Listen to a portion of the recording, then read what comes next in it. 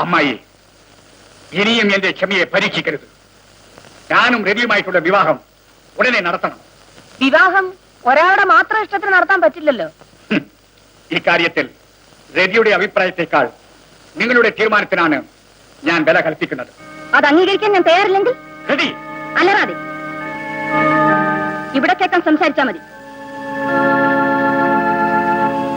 അധിക പ്രസംഗി, നിന്റെ അച്ഛന്റെ മരണശേഷം ഞാനാണ് ഈ എസ്റ്റേറ്റ് ഏറ്റെടുത്ത് നടത്തിയത്. ഇന്ന് നിങ്ങൾ അനുഭവിക്കുന്ന ഈ സുഖ സൗകര്യങ്ങളെല്ലാം എന്റെ ഒരാളുടെ പ്രയത്നത്തിന്റെ ഫലമാണ്. അതിന്റെ നേട്ടം ഞങ്ങളെക്കാളേറെ നിങ്ങൾക്കാണ്. രവി, നീ ആരോടാണ് സംസാരിക്കുന്നത് അറിയാമോ? അറിയാം, ഞങ്ങളുടെ ശമ്പളം പറ്റുന്ന മാനേജരോട്.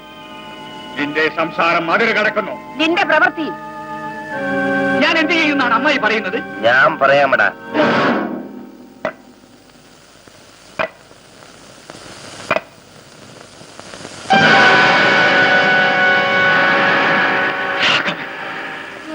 അതേടാ, രാഘവൻ തന്നെ. പ്രേതമാണെന്ന് കരുതി ഭയപ്പെടണ്ട. കത്തിയേറുകൊണ്ട ഞാൻ മരിച്ചെന്ന് വിചാരിച്ച് നീ എന്നെ കൊക്കയിലേക്ക് തള്ളിയല്ലേ? ഇല്ലടാ, ഞാൻ മരിച്ചിട്ടില്ല.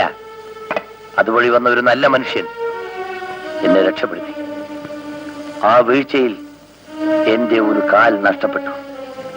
ചികിത്സയ്ക്ക് വേണ്ടി എനിക്ക് അവിടെ കുറച്ചു ദിവസം താമസിക്കേണ്ടി വന്നു.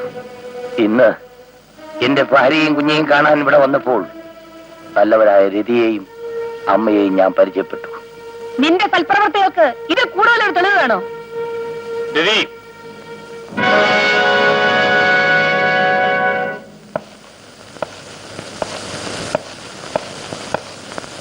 നീ ഇത്രയും ദിവസം എവിടെയായിരുന്നു മോനെ?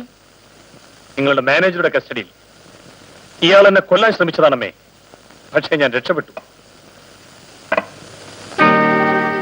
ഗോപി, നീ ഇവിടെ? എനിക്കൊന്നും മനസ്സിലാകുന്നില്ലല്ലോ. എന്റെ സുശീല എവിടെ? സതീഷ് മോൻ എവിടെ? ഞാൻ ഗോപിയല്ല, രവിയാണ്. Very good. നീ എന്റെ മുമ്പിൽ അഭിനയിച്ചു. ഇപ്പോൾ അളിയന്റെ മുമ്പിൽ അഭിനയിക്കാൻ ശ്രമിക്കാനല്ലേ? ശേഖര, മതി പ്രസംഗിച്ചത്. ഇന്നു മുതൽ എസ്റ്റേറ്റിന്റെ എല്ലാ ചുമതലയും രവിക്കായിരിക്കും. സഹായത്തിന് രാഘവനും ഉണ്ടാകും. ഈ നിമിഷം മുതൽ ശേഖരന് എസ്റ്റേറ്റുമായി യാതൊരു ബന്ധവുമില്ല.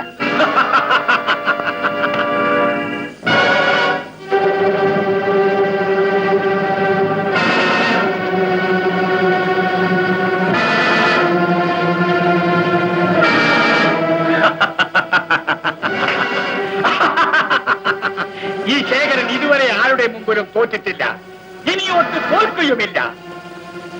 തങ്കപ്പ, ഈ മുളം തന്നെ ഇരുട്ടറയിൽ അടയ്ക്കും. ഒരു തുള്ളി വെള്ളം പോലും കൊടുക്കരുത്.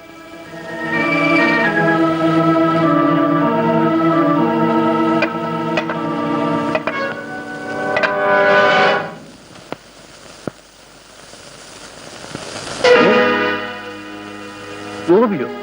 സുശീലേ, നിങ്ങൾ എപ്പോ വന്നു? എങ്ങനെ അകത്ത് കിടന്നു? ഞങ്ങൾ പുറകുവശത്തെ വാതിൽ കൂടെ വന്നമാവാ. എന്റെ കുഞ്ഞെവിടമ്മാവാ? നീ എന്നോട് ഒന്നും പറയാതെയല്ലേ കുഞ്ഞിനെ കൊണ്ടുപോയത്? നിന്നെയും കുഞ്ഞിനെയും ഞാൻ അന്വേഷിക്കാത്ത സ്ഥലങ്ങളിൽ. അയ്യോ, അപ്പൊ എന്റെ കുഞ്ഞെവിടെ പോയി? ഒരു പക്ഷേ ആ ശേഖരന്റെ കിഴങ്ങൻ ഒപ്പിട്ട് കാണുമോ? അയ്യോ, എന്റെ കുഞ്ഞിനാ ദ്രോഹി. സുശീലേ, സമാധാനമായിരിക്കും. എന്റെ ജീവൻ പണയം വെച്ചെങ്കിലും രാഘവേട്ടനെയും മോനെ ഞാൻ ഇവിടെ കൊണ്ടുവരും. ചാമുണ്ണിയുടെ ശബ്ദമാണല്ലോ. എന്താ ചാമുണ്ണി? ഞങ്ങൾ പോയ വലിയ വീട്ടിൽ അടിപിടി നടന്നു. ഞാൻ നോക്കി. ഒരു മുടന്ന കൂടി വന്നിട്ടുണ്ട്. നിറയെ തോക്കാളുണ്ട്.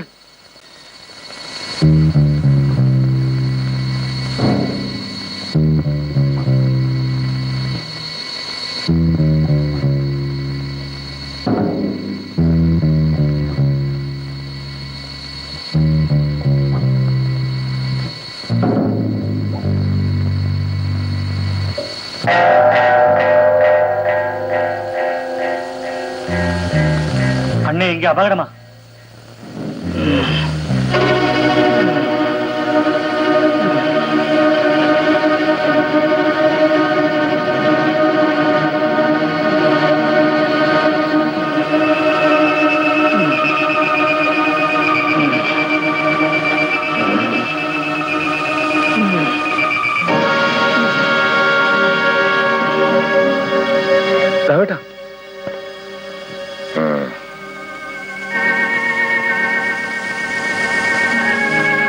ഗോപി, അതെ, ഞാൻ ഗോപി.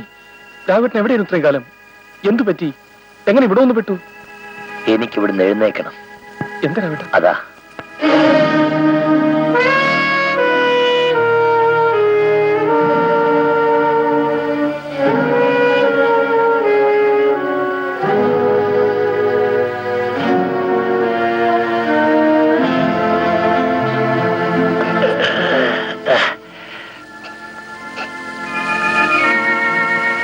രാഘവേട്ട, കാലിന് എന്തു പറ്റി?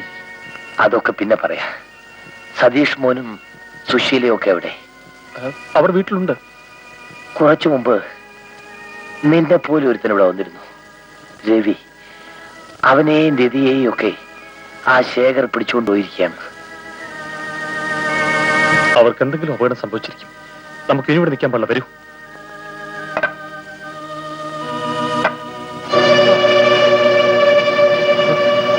അമ്മാവാ, അമ്മാവാ, അയ്യോ, എന്തു പറ്റി? എന്താ അമ്മാവാ, എന്തായി കാണുന്നതല്ല? ഒന്നുമില്ല. രാഘവ, ഇതെന്തു പറ്റി? ഇതെന്തു വേഷം? അതൊക്കെ പറയാം മാവ. സുശീലയും സതീഷ് മോനും എവിടെ? ഓ, സുശീലേ 5-6 ആള് വന്ന് പിടിച്ചോണ്ടുപോയി. എനിക്ക് അവളെ രക്ഷപ്പെടുത്താൻ കഴിഞ്ഞില്ല രാഘവ.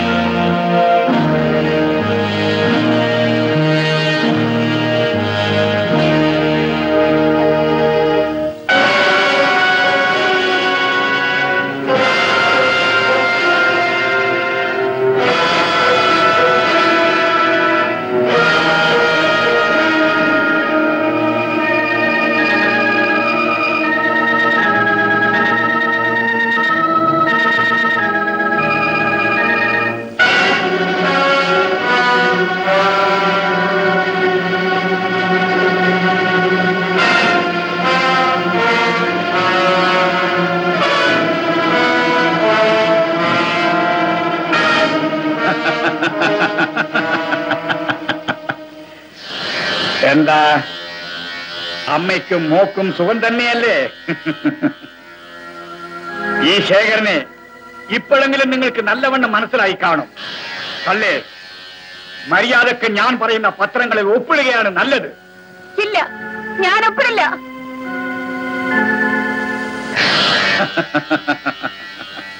സുശീല ദേവിയുടെ സഹോദര വാത്സല്യത്തിന് അഭിനന്ദനങ്ങൾ. നിന്റെ സഹോദരനെ ഉപദ്രവിക്കണമെന്ന് എനിക്ക് ആഗ്രഹമില്ല. പക്ഷേ രതിയുടെ സ്വത്തുക്കൾക്ക് ഞാനല്ലാതെ മറ്റൊരു അവകാശം ഉണ്ടാകാൻ പാടില്ല. ഗോപി അതിന് തടസ്സമായി നിന്നാൽ അവനെ ഞാൻ നശിപ്പിക്കേണ്ടി വരും. ഈ മനുഷ്യൻ എന്തൊക്കെയാണ് പുലമ്പുന്നത്? ഇവൻ മനുഷ്യനല്ല, മൃഗമാണ്. എടാ ഗോപി, നിന്റെ അവരിയെ ഇനി നീ അവസാനിപ്പിച്ചിട്ടില്ല. പറയൂ, രതിയെ ഉപേക്ഷിക്കാൻ നീ തയ്യാറാണോ? സാധ്യമല്ല. മരണം മുന്നിൽ കണ്ടുകൊണ്ട് വേണം മറുപടി പറയാൻ. ഇതിന് മറുപടി പറയാൻ എനിക്ക് ആലോചിക്കണമെന്നില്ല.